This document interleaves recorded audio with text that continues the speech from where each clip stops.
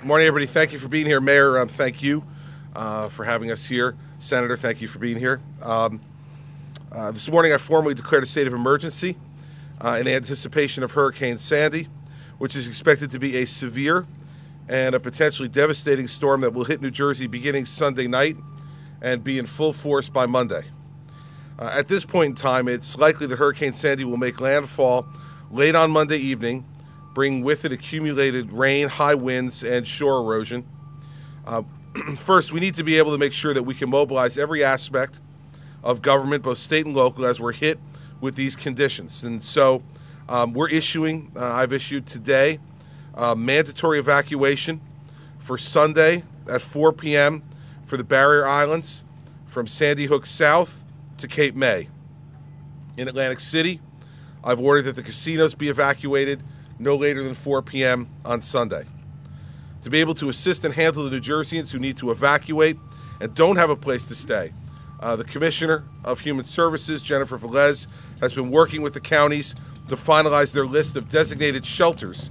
At this time, 18 of the 21 counties have designated one or more shelters with a capacity for 12,000 evacuees. We'd ask you to use those county shelters first if you can't shelter at home. First choice would be to shelter at home over the next few days.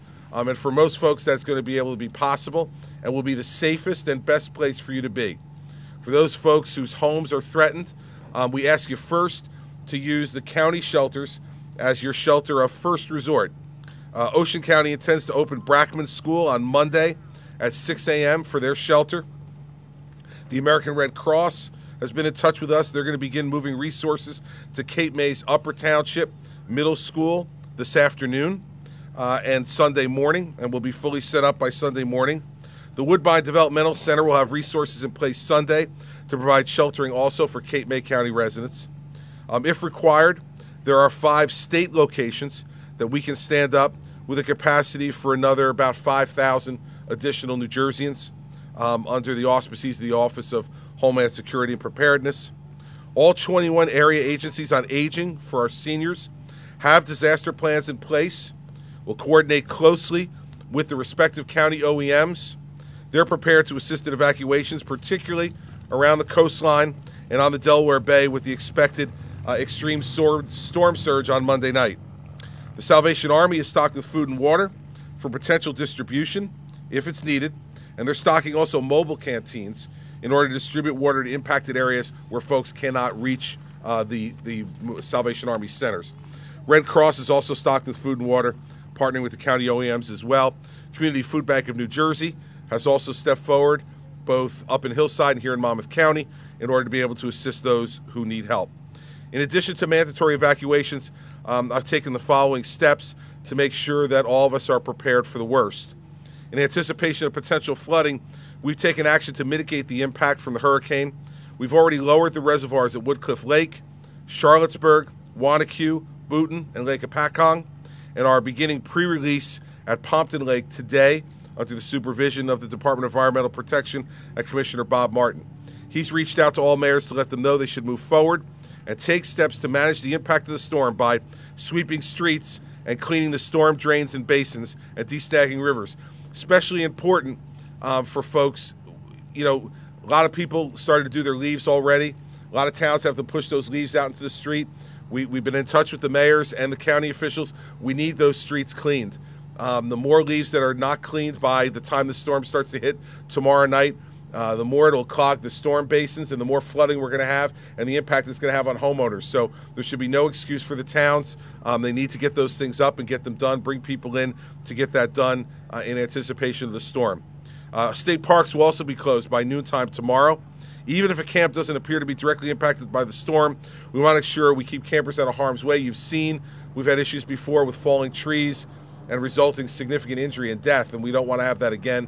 So we're evacuating all state parks by noontime tomorrow. Board of Public Utilities under President Hanna has been working with the utilities and the Office of Emergency Management, other agencies in preparation for the storm. Bob is in regular contact with the CEOs of the 4 major utility companies to ensure the companies are taking steps now to be ready for what we believe will be significant storm power outages. New Jersey National Guard under General Kniff continues preparations to assist in a statewide response. The Guard is currently using nearly 1,000 members of its full-time support force to conduct inventory pre-inspections at every Armory and Air Guard facility in the state. The National Guard Joint Task Force has begun 24-hour operation with 5 subordinate task forces established across the state to make sure that we can rapidly deploy both the high water vehicles and the personnel that we'll need to evacuate folks or deal with some of the issues that will come up. The Guard also continues to reposition their equipment all throughout the state to make sure that it can reach whatever areas are affected as quickly as possible. On the healthcare front, Commissioner O'Dowd has been working with the long-term care facilities, along with local OEMs, county OEMs, for appropriate evacuations and planning in Atlantic, Camden, Cape May, Somerset, and Salem counties. We want to make sure these facilities are able to enact their plans in a timely way so there are no issues with patients in terms of care once the storm hits. Department of Health has also been communicating regularly with EMS services to anticipate need and ability to support other counties, and we've also dealt with other state agencies and their EMS to get them to bring EMS assistance from out of state to New Jersey in case we need it. Today, New Jersey Transit is planning to announce system-wide cross-honoring of all rail, bus, and light rail tickets starting Monday at midnight and continuing through Wednesday at 6 a.m. This step will allow customers holding New Jersey Transit tickets to use alternate means of transportation to get to whatever their final destinations are. This would also include PATH and PATCO, in addition to the private bus carriers that we use as well. Let me just be real clear on this at the end. We should not underestimate the impact of this storm, and we should not assume the predictions will be wrong.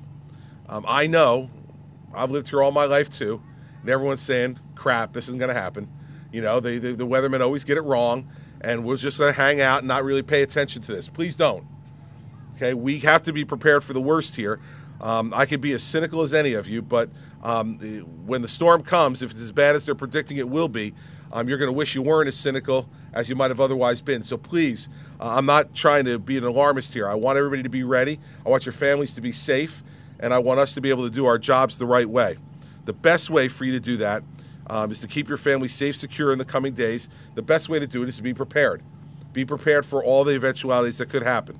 Make sure that you're prepared in the event you can't leave your home because the weather conditions are without power.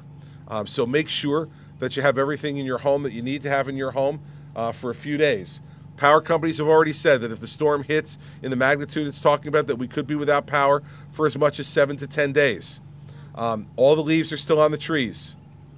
All right, trees are going to be coming down. We're talking about winds from 50 to 70 miles an hour sustained over a 24 to 36 hour period. With that much rain and that much wind with leaves still in the trees, you all know what's going to happen. So let's not kid ourselves about it. We're in for a bit of a haul if this happens the way it's going to happen. So we need to be smart about it. Follow the instructions given to you by the emergency officials in your towns. Please don't ignore them. Please don't think you know better. I'm looking at the sheriff in particular. He's going to have a challenge with his officers around this county trying to make sure people are safe and secure. Believe me, when a sheriff's officer, a police officer, or emergency management official is telling you to do something, please allow their judgment to substitute for yours for the time being. Ensure you have enough water and food and medicine in particular. Please make sure those who are dependent upon prescriptions get those prescriptions filled today so that you have enough to carry you through for the next week. If you are being evacuated, be prepared. Bring clothing and comfort items if you anticipate needing them for a couple of days. Tell someone where you're going, especially if you have a caretaker. Don't just take off on your own. People will be looking for you. Make sure you let people know where you're going if you are evacuating. I'd ask all New Jerseyans to take time and think of those in their neighborhood.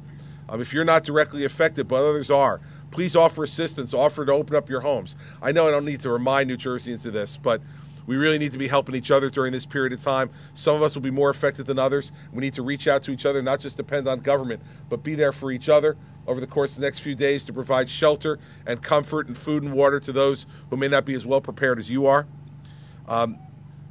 Please go to www.ready.gov. If you just want to go through a checklist of the things that you might need.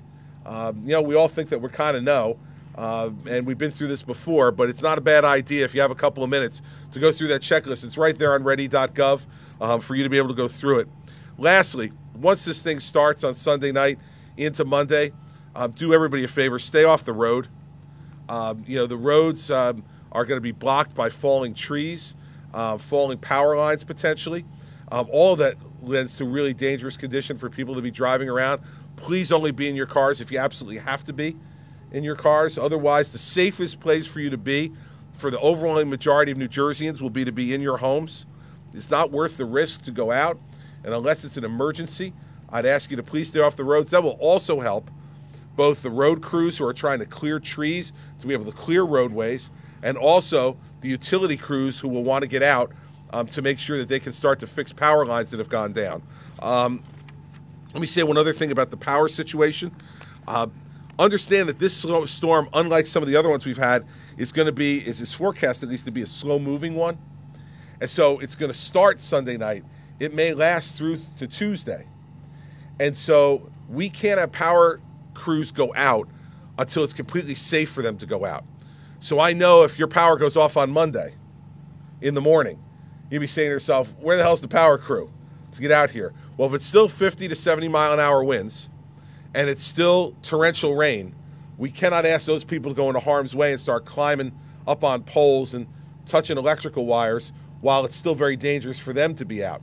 So electrical crews will not be out until we're convinced that it's safe for them to be out there so they don't endanger themselves for their families as well. But believe me, the BPU has made it very clear, and I've made it very clear to the utility companies. They needed to increase the number of crews they have. Since Hurricane Irene, they've done that. They needed to increase the help they get from out of state. They've done that. They needed to upgrade some of these facilities that they had, the power stations. They've done some of that as well. So I think we're in better shape today than we were a year ago. We've learned some of the lessons from a year ago, and so have they. And we will not hesitate to act, if need be, with the power companies to make sure they're doing what they're doing. But we also have to be cognizant of the fact that their men and women who are working need to be safe too. So because the storm's going to last a while, if it goes the way it's forecast, we're going to need to give them the time to make sure they're safe and then go out and begin to the process of fixing the power lines and restoring power to everyone. Be assured, we're going to want power restored if it goes out as quickly as possible to every New Jerseyan, and we're going to work as hard as we can to make sure that happens. I'm going to get some comments here from Colonel Fuentes and Director Dixon and President Hanna, and then after those comments, I'll come back and take questions from the press. So for all the citizens who have come out today, I want to thank you for coming out and caring enough to really understand exactly what we're up against and what we're going to have to do. I have complete faith and confidence in all of you, and what you should know is that I will be here every minute of the day trying to make sure that every resource that the state has is brought to bear. And as I'm sure you'll probably anticipate, I will bring my normal, subtle, and understated style to the task. So you won't have to wait too long to know exactly what I'm thinking or what I'm ordering to have happen. And so let's all work together on this and we'll be fine.